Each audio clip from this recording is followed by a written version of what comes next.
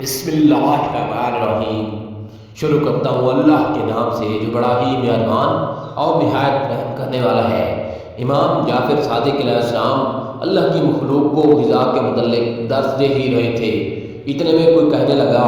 اے نواسۂ رسول صلی اللہ علیہ وآلہ وسلم، حلال پرندوں میں سے کون کون سے انڈے کھانا جائز ہے اور کون سے جائز نہیں؟ بس جیسے ہی یہ پوچھا گیا تو نواسۂ رسول امام جعفر صادق علیہ السلام نے فرمایا،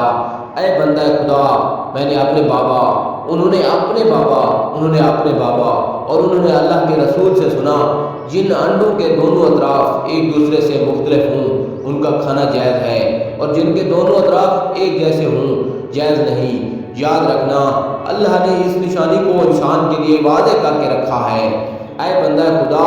اس زمین پہ عن قریب ایک زمانہ ایسا آئے گا جب انسانوں کی بیماری کی وجہ سے غلط انڈے کھانا ہوگی، وہ انڈے شفا سمجھ کے کھائیں گے،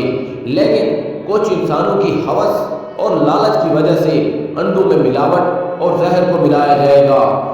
اور یوں انسان اپنے ہی ہاتھوں سے اپنی بیماری کو خرید لے گا۔